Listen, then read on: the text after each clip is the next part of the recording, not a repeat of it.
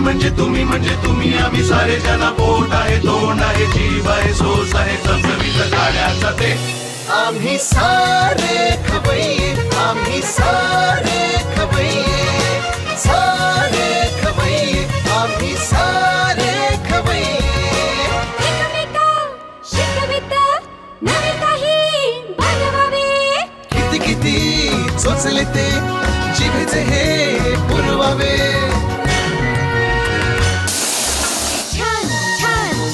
विदेशी पदार्थ जाणून घ्यावे चुकता चुकता करता करता खावे अन खिलवावे आम्ही सारे खवय्ये आम्ही सारे खवय्ये सारे खवय्ये आम्ही सारे खवय्ये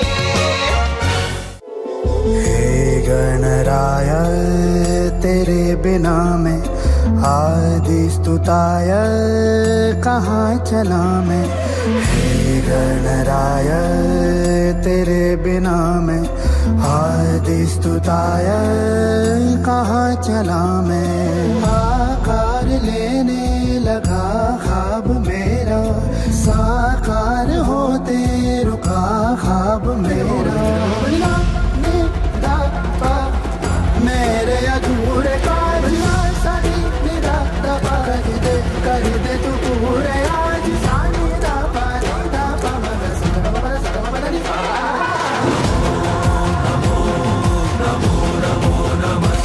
गणपती बाप्पा मोरया, मंगल मूर्ती मोरया. नमस्कार. आम्ही सारे खवय्ये खाणं आणि गाण्याच्या आजच्या भागात मी संकर्षण तुमच्या सगळ्यांचं मनापासून स्वागत करतो. माझ्या लहानपणीनं माझे बाबा मला गाण्याच्या क्लासला येऊन बसवायचे. मला ते फार आवडायचं नाही, रमायचोच नाही मी तिथे. आणि घरी आलो की माझी आई मला पोटभर जीव घालायची. मला तेही आवडायचं नाही, मी किरकिर करायचो. पण आता या धकाधकीच्या आयुष्यात माझ्या लक्षात येतं की खाणं आणि गाणं या दोन्ही गोष्टी मनाला फार समाधान देतात, आनंद देतात, तृप्त करतात. ही तृप्तता, हे समाधान, हा आनंद तुम्हाला देण्यासाठी झी मराठी आम्ही सारे खवय्ये एक नवीन सिरीज घेऊन आली जिचं नाव आहे खाणं आणि गाणं. आणि आजच्या आपल्या सिरीजमध्ये आपल्या सगळ्यांची लाडकी गायिका, महाराष्ट्राची लाडकी गायिका सावनी रवींद्र आली आहे. गप्पा मारूयात, तिच्याकडनं गाणी ऐकूयात आणि तिच्याचकडनं पाहूयात तुमच्यासाठी नवीन रेसिपीज. सावनी नमस्कार. नमस्कार सावनी.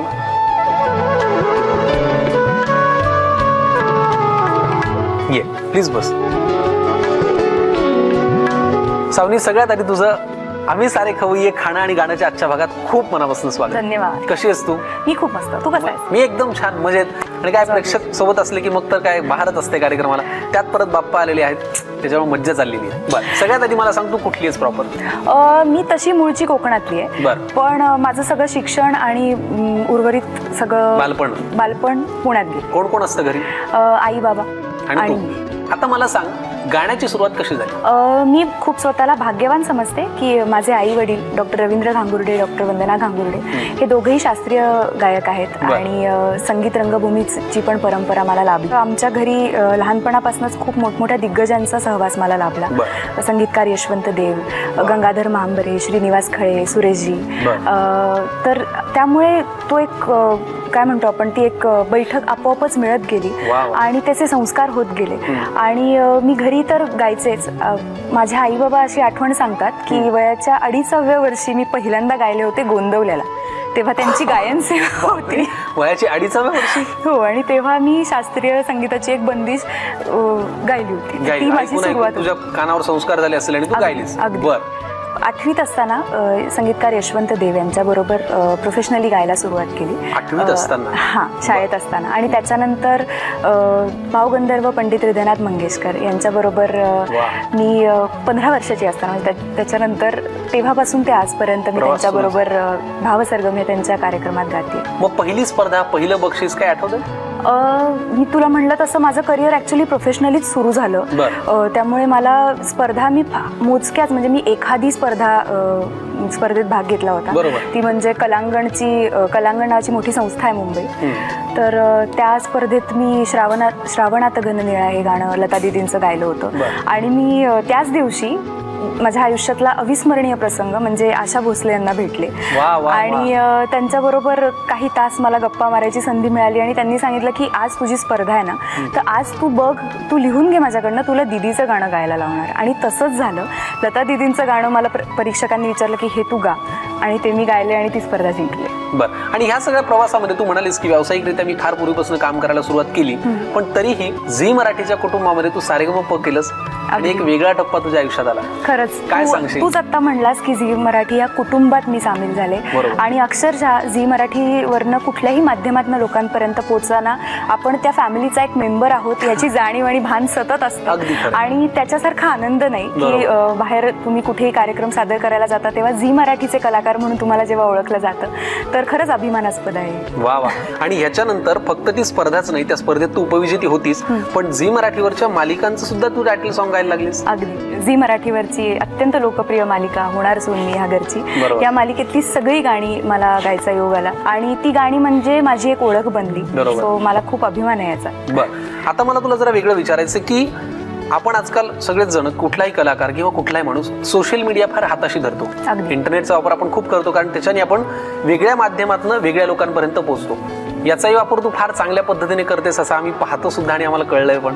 हो, कारण ते खूप चांगलं माध्यम आहे लोकांपर्यंत पोहोचण्याचं. त्यामुळे मी सावनी अनप्लग नावाची इंटरनेटवर एक सिरीज सुरू केली की ज्या मार्फत मला लोकांपर्यंत पोहोचता येईल, माझं स्वतःचं असं गाणं घेऊन पोहोचता येईल. अनप्लग्ड हा एक सध्याचा खूप आपण म्हणतो इन असा फॉर्म आहे, अत्यंत पॉप्युलर ट्रेंड आहे. सो फक्त गिटार किंवा फक्त कीबोर्ड याच्या साहाय्याने मी ती गाणी प्रेझेंट करते आणि त्याला खूप खूप चांगला रिस्पॉन्स. बरोबर. आणि ह्याच्याही पलीकडे जाऊन मला तुम्हाला सगळ्यांना सांगायला आवडेल की आपल्या मराठी मातीतली, आपल्या कुटुंबातली एक गायिका जी सध्या तमिळ इंडस्ट्रीमध्ये सुद्धा गाते, हे खरं आहे ना? हे सुद्धा मला इंटरनेटवरनं, सोशल मीडियावरनंच कळालं. त्याच्याविषयी तुझ्या या अनुभवांविषयी काय सांगशील?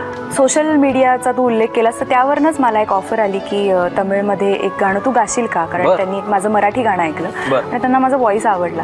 तर मी म्हणलं ओके. मग त्यासाठी मी चेन्नईला गेले आणि ते गाणं रेकॉर्ड केलं, ते गाणं शूटही केलं. वा. तू समजा गायिका नसतीस तर तू काय असतीस? मी नाही असं इमॅजिन केलं, मी गायिकाच असते. तू गायिकाच असते. मी गायिकाच असते. आणि तुझ्या ते गाण्यातनं प्रत्येक गाण्यात तू सिद्ध करतेच आहे. बरं, इतका छान वेळ आहे, इतकी छान वेळ आहे, इतकं छान मुहूर्त आहे, बाप्पा विराजमान झालेले आहेत. मग आज आम्हाला या मुहूर्तावर तुझ्याकडनं एक गाणं ऐकलंच पाहिजे, प्रेक्षकांना आम्हाला ऐकवायचं. काय ऐकवशील? ओंकार प्रधान रूप गणेशाचे, हे तिन्ही देवांचे जन्मस्थान. ओंकार प्रधान रूप गणेशाचे. वा, क्या बात आहे. हे झालं सगळं तुझ्या गवय्यगिरीविषयी. आता आम्हाला जरा खवय्यगिरीविषयी बोलायचंय. खायला काय आवडतं तुला? मला खायला घरगुती आवडतं. खरं तर जरा माझी आवड वेगळी आहे, कारण कार्यक्रमांच्या निमित्ताने इतकं फिरणं होतं आणि बाहेरचं खाणं होतं की वरण भात मला प्रचंड आवडतं. वा वा. पण आज तुला इथे कोणी वरण भात वाढणार नाहीये, त्याच्यावर तूपही वाढणार नाहीये. आज तुला करायचं आणि खाणार पाहणार प्रेक्षक आहेत. तयारच न करायला? अरे एकदम. येतो स्वयंपाक तुला सगळं? हो, मला सगळा स्वयंपाक येतो, कारण लहानपणापासून बाहेर खूप राहिले. मुंबईत गेली, अनेक वर्ष मी राहते, त्यामुळे एकटं राहिल्यामुळे ते करावंच लागलं. ते भागच आहे, स्वयंपाक यायलाच पाहिजे. Very good. बाप्पाचा आशीर्वाद, तुझ्या सुरांची साथ. आणि याच नोटवर आपण बोलूयात सावनी ज्या रेसिपी करणार आहे तिकडे. चला सावनीकडनं आपण एक छानसं गाणं पण ऐकलं, तुझ्यासोबत गप्पाही मारल्या, तुझ्याविषयी जाणून घेतलं. आता आपल्याला रेसिपी पाहिजे. तयारच तू करायला? मी सगळ्यात आधी दाखवतेय पायनॅपल पचडी. हा एक मल्याळम पदार्थ आहे आणि आत्ताच ओणम झाला, मल्याळी लोकांचा सण, तर ते ओणम साठी ही खास डिश ते करतात. व्हेरी गुड, छान. पण पायनॅपल पचडीसाठी काय साहित्य लागतं ते मला सांगा मग. बेडगी मिरची आणि ओल्या नारळाची पेस्ट, पायनॅपलचे छोटे छोटे तुकडे, गुळ, कढीपत्ता, मीठ, हळद आणि मोहरी. वा. पायनॅपल पचडीसाठी लागणारं साहित्य तसं सोपं आहे, आपण घरात ते इझिली आपल्या अवेलेबल असतं. पण हे नेमकं कसं केलंय मला जरा, हे मी पहिल्यांदाच पाहतो. आपला ओला नारळ म्हणजे खोबरं, ओलं खोबरं, आणि त्याच्यामध्ये बेडगी मिरचीचे 3-4 तुकडे आणि थोडंसं पाणी घालून त्याचं मिक्सचर केलंय, मिक्सर वाटण करून घ्यायचं. आणि ह्या डिशचं वैशिष्ट्य असं की ती गोड पण आहे आणि तिखट पण आहे. क्या बात आहे. म्हणजे असं मिक्सचर आहे. Yes, fantastic. चला, आणि गाणं जे आज दोन्ही करणारे सावनी रवींद्र, बरोबर? आम्हाला पायनॅपल पचडी, बरोबर ना, साठी लागणारं साहित्य तू सांगितलंस. आता आपल्याला कृती करायची. सगळ्यात आधी पायनॅपल घ्या. मग कढईमध्ये आपण काहीच घातलं नाहीये, तेल नाही, काही पायनॅपल तेल नाही. ओके. आणि थोडंसं पाणी. बर. पाणी अगदी थोडं घ्यायचंय. बर. पायनॅपल शिजण्यापुरतं पाणी घ्यायचंय. बर. त्याच्यात कढीपत्त्याचे तुकडे घालायचे. बरं. हे तुकडे करून घालायचे शक्यतो, म्हणजे त्याचा स्वाद उतरेल. बरोबर. इतके सगळे एपिसोड करून आता जमायला लागले. खवय्ये वगैरे मी करता करता आता मास्टर झालो मी, मास्टर. आणि हळद अर्धा चमचा. ऍक्च्युली माझं आता एक ठाम मत आहे सावनी, तुला सांगू का, की जसं गाणं ऐकून ऐकून जास्ती येतं ना, तसं स्वयंपाक पाहून पाहून जास्त. अगदी अगदी अगदी. आणि मी खूप दिवसांचा पाहतो, त्याच्यामुळे आता मी परिपक्व स्वयंपाक करू शकतो. पण इथे मी करत नाही, ते फक्त मी खातो. आपण शूटिंग झाल्यावर भेटूया तेव्हा मी करीन. बरं, आता हे काय करायचं आपल्याला? हे आपल्याला शिजवायचंय, कारण पायनॅपल नीट शिजणं महत्वाचं आहे. बरं, आणि मला वाटतं त्याला शिजायला फार वेळ लागणार नाही, कारण त्या फोडी तशा नरमच असतात. त्याच्यावर झाकण ठेवायची गरज नाही. ठीक आहे, मग आता एक काम कर, चमचा जरा बाजूला ठेव. ठेव ना, माझा ऐक तर तू. का तुला मी डोक्यात गेले अशी भीती आहे का? नाही नाही नाही, मला भीती नाही, मला एक आनंद घ्यायचा आहे तुझ्या गाण्यातनं. ते पायनॅपल शिजेपर्यंत जे गाणं तुम्ही गायल्यानंतर ते इतकं लोकप्रिय झालं आणि प्रत्येकाने ते गुणगुणलंच, ते आम्हाला प्लीज ऐकायचं.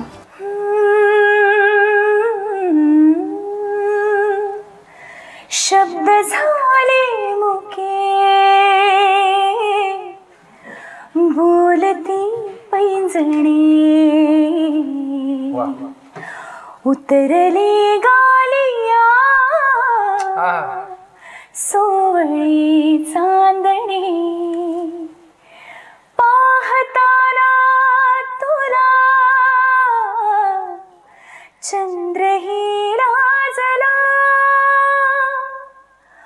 ओळखू लागलो तू मला मी तुला, नाही कळले कधी जीव वेडावला, ओळखू लागलो तू मला मी तुला, नाही कळले कधी. क्या बात है, खूप सुंदर, खूप अप्रतिम. चला, तुझं गाणं तर एवढं सुंदर ऐकलंच, आता मला वाटतं पायनॅपल पण शिजलं असेल. येस झालंय ना? काय करायचं पुढे आपल्याला? आता त्याच्यात आपल्याला थोडंसं मीठ घालायचंय, आणि आता आपण त्याच्यात ही पेस्ट घालणार आहोत. ओलं खोबरं आणि बेडगी मिरची याचं वाटण. बरोबर. हे वाटण घातल्यानंतर थोडं अजून त्याला शिजू द्यायचं. बरं, मला वाटतं हे जे वाटण आपण वापरतोय ना, हे समुद्र किनाऱ्याच्या प्रदेशामध्ये जास्ती वापरलं जातं, कारण तिथे ओलं खोबरंही इझिली अवेलेबल असतं. आणि आपल्याकडे कोकणात वापरलं जातं, तसंच साऊथ इंडियामध्ये नारळाचं प्रमाण सगळ्यात जास्त असतं. आता ह्याच्यात गुळ घालायचा. बरं, ठीक. किती लागणार आहे सांग मला? अजून तो सगळा घालायचा आपल्याला. एवढं लागेल? हो. बरं, कारण मेन मी तुला मगाशी म्हटलं तसं हा पदार्थ गोड पण आहे आणि तिखट पण आहे, आणि पायनॅपल असल्यामुळे थोडासा आंबूस पण लागेल तो. आणि ह्याच्यात एक आता लास्ट स्टेप आहे, ती म्हणजे तसं बघायला गेलं तर ही ऑइल फ्री रेसिपी आहे, पण एक थोडासा आपण म्हणतो ना स्पाइस तडका असला पाहिजे, तर त्यांनी एक वेगळी टेस्ट येते. तर आपण अगदी थोडंसं तेल घेऊन त्याच्यात थोडीशी मोहरी घालून त्याची फोडणी वरून देणार आहोत. अच्छा, वरून फोडणी द्यायची होय? एरवी आपण भाजी करताना आधी फोडणी करतो, मग त्यात सगळी भाजी घालतो, पण इथे जरा उलट आहे. आधी भाजी तयार केली, त्याच्यावरती आता फोडणी द्यायची. चला, मग भाजी आपली तयार झालेली आहे, लगेचच आपण वळूयात फोडणीच्या कृतीकडे. पायनॅपल पचडी मधली ही पायनॅपलची भाजी तयार झालेली आहे. आता फक्त वरून असे तडका द्यायचा. बरं, काय करायचंय? घ्या अगदी थोडं. बरं, हळद पण नाही, हळद आपण ऑलरेडी घातली. मोहरी तडतडली की तडका त्याच्यावरती घालायचा. मग पायनॅपल पचडी तयार. सावनीने केलेली ही पचडी तयार झालेली आहे. पटकन, अगदी पटकन तुम्ही लिहून घ्यायसाठी लागणारं साहित्य आणि कृती. पायनॅपल पचडी बनवण्याकरता लागणारं साहित्य: बेडकी मिरच्या आणि ओल्या नारळाची पेस्ट, अननसाचे काप, गूळ, कढीपत्ता, हळद, मोहरी आणि मीठ. कृती: प्रथम कढई गरम करून त्यात अननसाचे काप, पाणी, चिरलेला कढीपत्ता आणि अर्धा चमचा हळद घालून मिश्रण एकत्र करून घ्यावं. त्यामध्ये मीठ, बेडकी मिरची, ओल्या नारळाची पेस्ट आणि गूळ घालून मिश्रण एकत्र करून शिजवून घ्यावं. नंतर फोडणी पात्रात तेल गरम करून त्यामध्ये मोहरीची फोडणी देऊन ही फोडणी अननसाच्या शिजलेल्या भाजीवर घालावी आणि सर्व्ह करावी.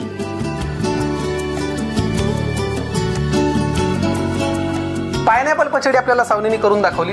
आता आपल्याला दुसरा पदार्थ करायचा आहे, आणि हा पदार्थ करताना सुद्धा गाणं म्हणायचंय. आवडेल ना तुला? आम्हाला तर खूपच आवडेल. यासाठी लागणारं साहित्य काय ते आधी सांग, पण त्याच्या आधी त्याचं नाव सांग.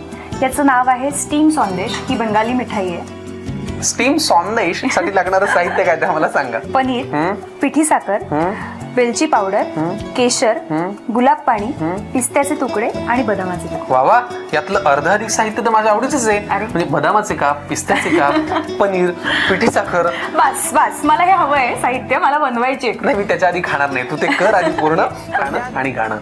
आता आपल्याला करायचा आहे दुसरा पदार्थ, ज्याचं नाव आहे स्टीम संदेश. कारण हा बंगाली पदार्थ आहे आणि गोड पदार्थ आहे, बरोबर. त्यामुळे आपण नैवेद्यातही त्याचा वापर करू शकतो गणपतीच्या. चालेल ना. बर, काय करायचं सुरुवातीला? पनीर घ्यायचंय. बर, हे पनीर बाजारात आणल्यासारखं नाही वाटत? नाही नाही, मी हे घरी बनवलंय. कारण आणि आपण दूध नासवून मी हे स्वतः बनवलंय. वेलची पावडर किती लागणार आहे सांगा. बरं, हो. आता हे गुलाब पाणी आपण त्याच्यामध्ये. बस, कुठली बंगाली मिठाई गुलाब पाण्याशिवाय अपूर्ण आहे असं मला वाटतं. बर, केशर. बस, कारण ते आपण नंतर वरून पण घालू शकतो, बरोबर. आणि हे तर नीट मळून घ्यायचंय मिश्रण. बरं, हे मळून घेता घेता मला सांग, मग अशी तू बऱ्याच मोठ्या मोठ्या व्यक्तींची नावं घेतली, त्यांच्या सानिध्यात तुझं लहानपण गेलं आणि म्हणून तुझ्याकडे ही सगळी परंपरा आली. एखादा छानसा अनुभव की त्यांनी तुला कौतुकाची पावती दिली किंवा शाबासकी दिली, असं कधी झालं होतं? मी नुकताच लता दीदी आणि आशाताई यांच्या सांगीतिक कारकिर्दीवर एक स्वतः कार्यक्रम प्रोड्यूस केला. त्याचं नाव आहे लताशा असं. बरं, लताशा. लता दीदी आणि आशा, लताशा. बरं. आणि भावगंधर्व पंडित हृदयनाथजी मंगेशकर यांचाही या कार्यक्रमात सहभाग होता, गेले 2-3 कार्यक्रम. तर तो कार्यक्रम बघितल्यावर त्यांनी सांगितलं की असा कार्यक्रम मी गेल्या माझ्या अनेक वर्षांच्या कारकिर्दीत असा कार्यक्रम मी बघितला नाही आणि ती माझ्यासाठी सगळ्यात मोठी पावती. प्रश्नच नाही. जे फार मोठे संगीतकार आणि आपल्या सगळ्यांचेच आदर्श आहेत, त्यांच्याकडे पावती म्हणजे फार फार मोठी गोष्ट आहे. वा, हे मळून झाले. पुढे काय करायचंय? आता पिठी साखर.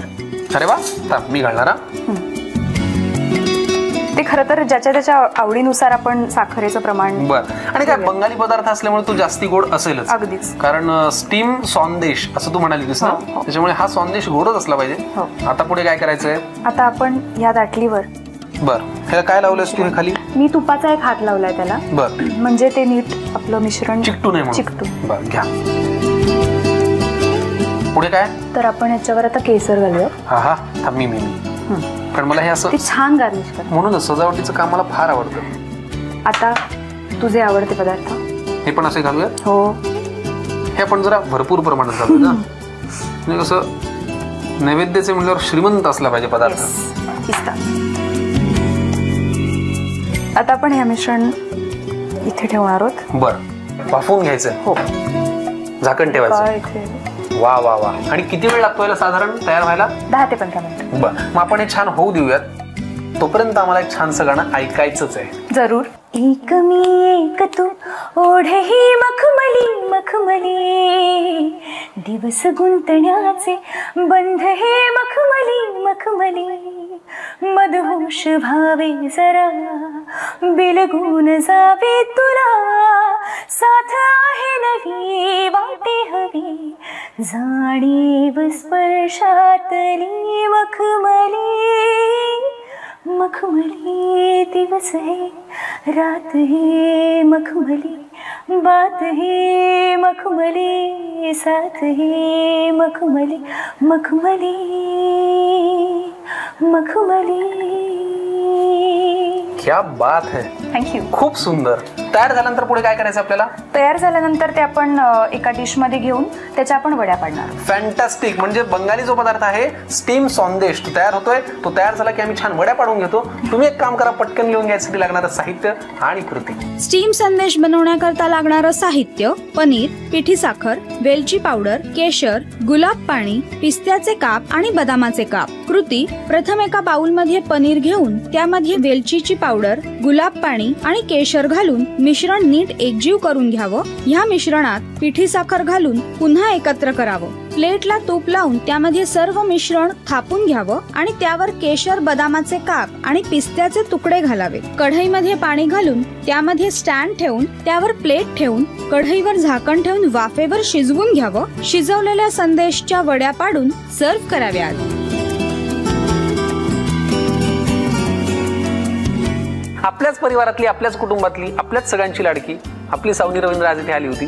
तिने एवढी छान गाणी आपल्याला ऐकवली, 2-2 वेगळ्या रेसिपीज केल्या. खूप छान वाटलं मला तू इकडे आलीस. मलाही खूप छान वाटलं संकर्षण. इतक्या मनमोकळ्या गप्पा तुझ्याशी मारता आल्या आणि ते सुद्धा झी मराठीच्या मंचावर, यासारखा काही आनंद नाही. मी तुला तेच विचारणार होतो की तुला नेमकं आज कसं वाटलं, कारण झी मराठीवरती एरवी तू गायिका म्हणून खूपदा परफॉर्म केलेस, पण आज आम्ही सारे खवय्ये जो घराघरात महिलांचा किंवा प्रत्येकाचा अगदी आवडता कार्यक्रम आहे. आणि मला सांगायला आनंद वाटतो की मी एक आम्ही सारे खवय्येचा एपिसोड बघत होते आणि त्या एपिसोडमध्ये एका काकूंनी माझं गाणं गायलं, होणार सुन्नीचं, आणि मला ऐकून इतका आनंद झाला की इतक्या मोठ्या कार्यक्रमात माझं गाणं सादर केलं. सो आज ते मी स्वतः पण अनुभवते इथे येऊन. सो मला खरंच खूप छान. वा वा, कळलं का तुम्हाला आपण किती पॉप्युलर आहोत? तुम्ही पण, मी पण, आणि आपण सगळेच. कारण काय, आपण सगळेच या कुटुंबाचा एक फार महत्वाचा भाग, बरोबर.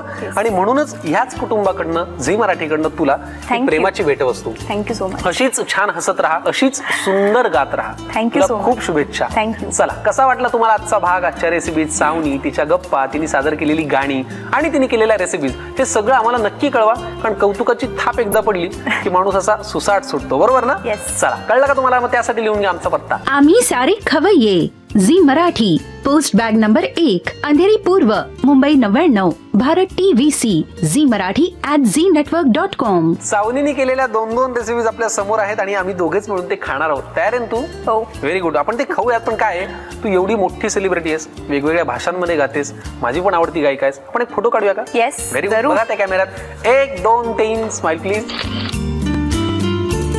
चला, ताबडतोब आपण दोघे मिळून खायला सुरुवात करूया. बाप्पाचं दर्शन घेऊयात. बाप्पा, अरे इतकं काही म्हणजे मी छान केलंय. म्हणजे मला वाटलं तू आशीर्वाद घेतोयस की देवा मला. नाही नाही, मी फक्त काय, देवाचं नाव घेऊन खायला सुरुवात करूयात. देवाचं नाव घेतलं. अरे, आम्ही आमच्याच गप्पांमध्ये रंगलो. तुम्ही राहिला. तुम्ही एक काम करा, तुम्ही घ्या निरोप फक्त आजच्या भागापुरता. आपल्याला परत परत भेटायचे अशा कैक भागांमध्ये. तोपर्यंत असेच छान छान देखणे चविष्ट पदार्थ घरी ट्राय करा. मस्तपैकी खा, स्वस्तपैकी राहा. पाहत राहा आम्ही सारे खवय्ये, खाणं आणि गाणं. नव्या नव्या चवी ढवी विचल्या ह्या तुम्हासाठी. हवे हवे ते पंडित किस्से तुम्हाला आवडावे, खाणाऱ्याने खात रहावे.